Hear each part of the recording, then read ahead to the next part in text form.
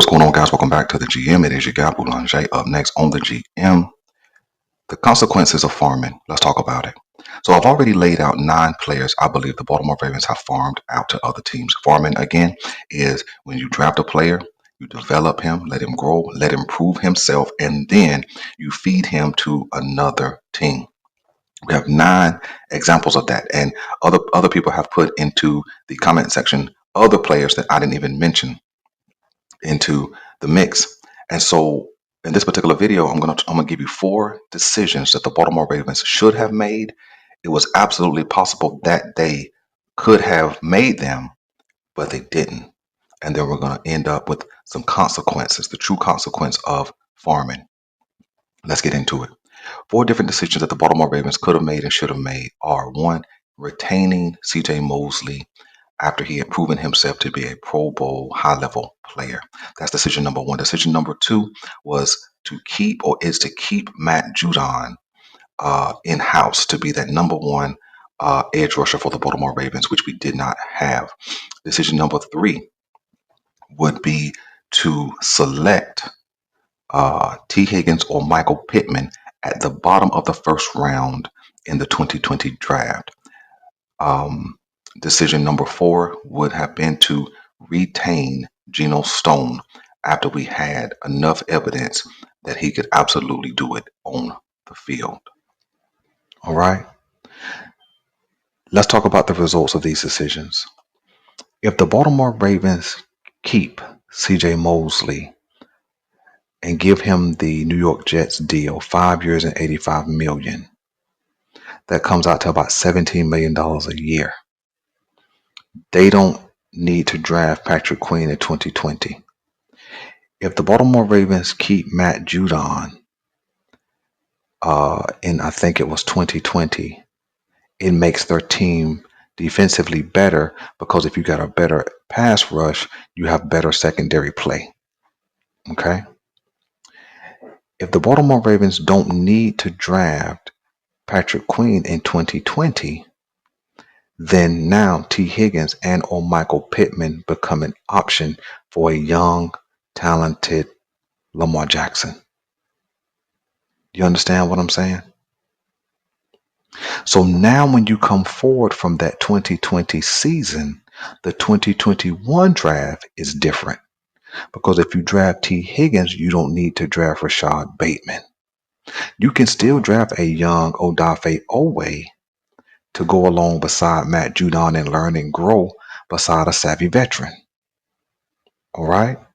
When you get to 2022, I'm not really litigating the draft. You can keep doing what you do. But you don't need to be so desperate with drafting an injured and an often injured up until this point David Ojabo with a 2nd-round pick, a guy who had tore his Achilles and you knew was going to sit out. So you don't need to draft him. So now that 2nd-round pick is now a different choice. You understand? So you can still trade Orlando Brown.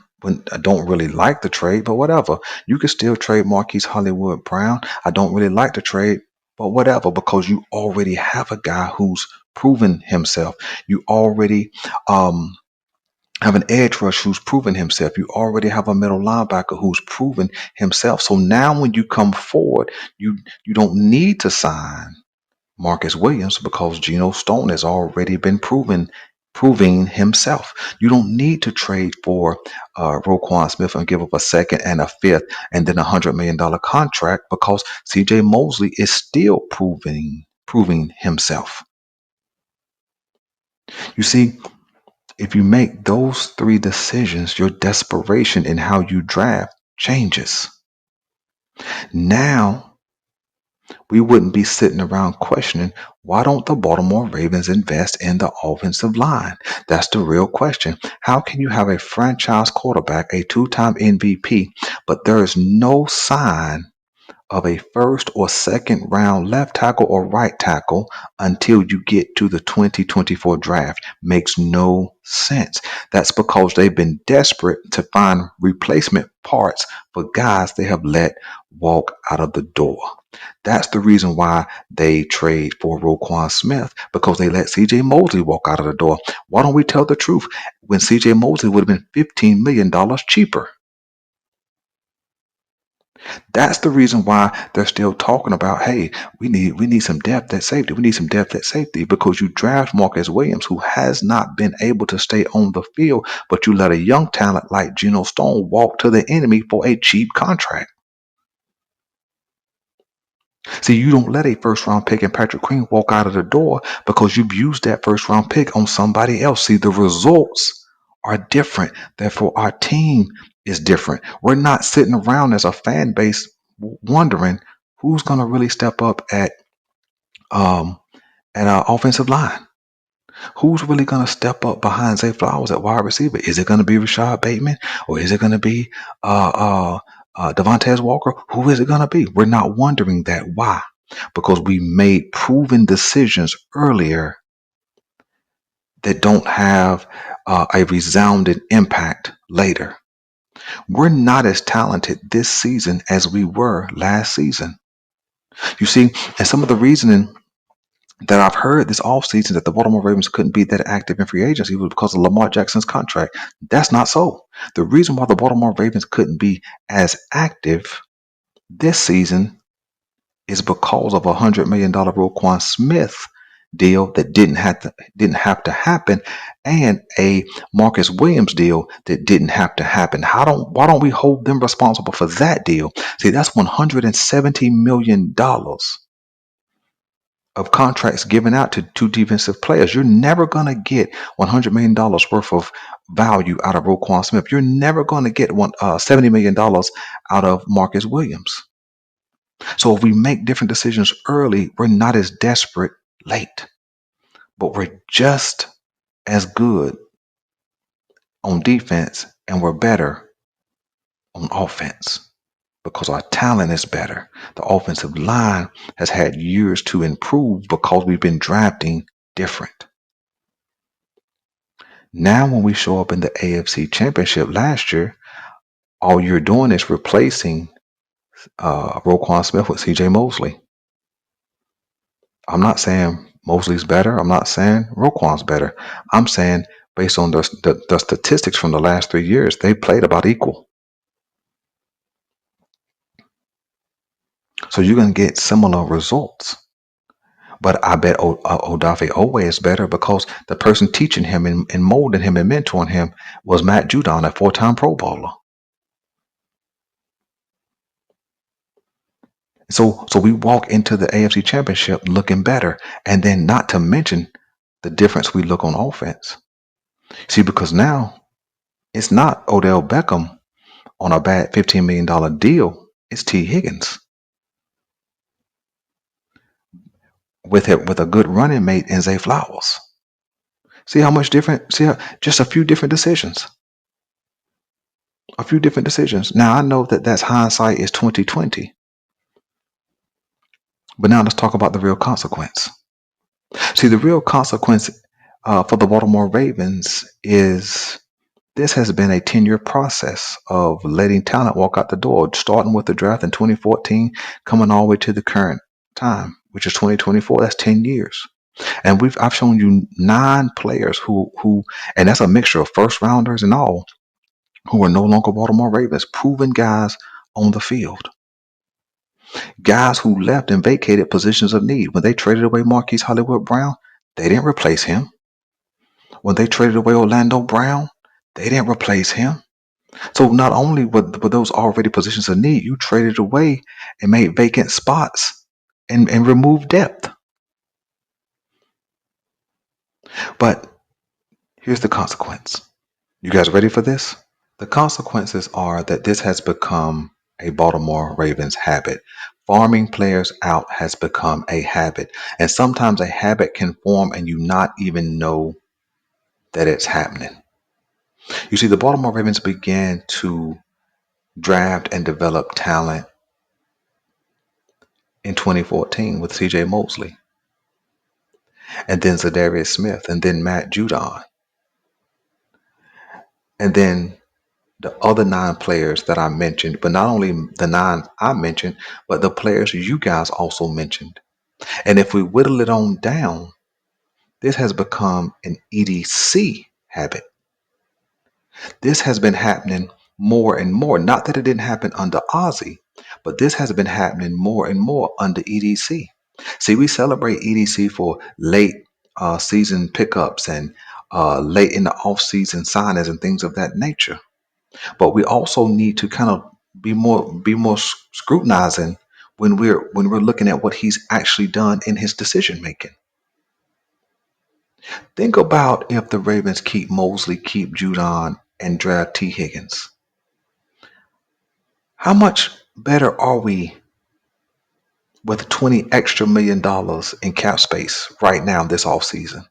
How much better are we when we don't have another 3 or 4 years on Roquan Smith's new deal? That is the highest middle linebacker contract in the league history. How much better are we if we don't have 2 more years of a $70 million Marcus Williams contract and we retain our young talent? Hmm?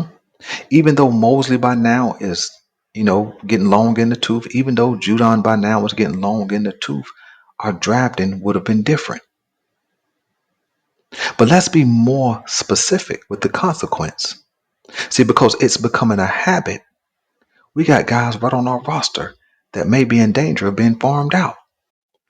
You got a young guy like a Brandon Stevens, a guy who is a late round draft pick. He's going into a contract season. A guy who's went from safety to corner, from cornerback to safety, back to corner, where he flourished in the season of 2023. A guy who was right place, right time, hard hitting, good against the run, and played very well in coverage. A guy who has earned, I believe, just like some of the other players who were late round picks, a guy who has earned contract extension consideration, but we haven't heard anything about that yet. Are the Baltimore Ravens just going to allow him to play well in 2024 and farm him out to another team? You see, I understand that the Ravens drafted Wiggins and TJ Tampa at his position. But when you have an ailing Marlon Humphrey, a guy who's been hurt 2 of the last 2 seasons and he's not 100% right now, are you going to let a young talent, a guy who has proven and is proving himself, you're going to farm him out too? But let's look at a guy like Isaiah Likely, a young tight end who is super talented. Every time he gets on the field, you can recognize his impact. When he has had to step in for Pro Bowler Mark Andrews, he has filled in a big way. In fact, in some ways, he has developed a similar chemistry with quarterback Lamar Jackson as Mark Andrews has in less years and less on the field snaps. A guy who shows leaping ability, good hands, athleticism, separation, and ability to find the open spot. So you know that teams have been looking at him since the beginning of last season. So you know all eyes are going to be on Isaiah Likely when it comes to this year's trade deadline. And if not this year's trade deadline, they're going to be calling the Baltimore Ravens in next offseason up to draft night. You know why?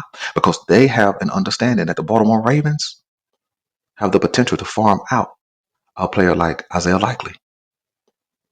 And why would they do that? Because they got their eyes and ears closed, hoping that they don't hear anything from Mark Andrews in the way of injury, in the way of decline. But the truth is, that's already begun to happen. So are they going to farm out Isaiah Likely? But let's not stop with Isaiah Likely. Let's look at a young talent like Zay Flowers. So you know that the wide receiver contract market has been exploding. Guys getting 25 and 30 and $35 million. If Zay Flowers continues his trajectory and he stacks another couple of good years on top of a promising rookie season, will they get nervous and fold when the bill comes due and farm out a guy like Zay Flowers? Because you got to think, it's a minimum 3 more seasons before they really have to give him an extension. But will they? But let's not start with Zay Flowers. Let's look at a young guy like a Tyler Lindenbaum who has become one of the top centers in the league after a couple of seasons. Will they pay him like the top center in the league? Or will they see fit to let him grow and develop and prove himself and farm him out too because of the draft capital that they could receive in a potential trade? And probably the biggest name on this potential farming list is no other than All-Pro Kyle Hamilton, a guy who can do it all. He can play free safety, he can play strong safety, he can play in the box, he can blitz, he can cover, he can play sideline to sideline, and he can make things happen. A 6'3", 6'4" dynamo on the field. And I know the Baltimore Ravens see him, and I know other teams see him too. And you can bet the other teams have set their watches to uh, the end of the third year to the fourth season where the Baltimore Ravens sign him.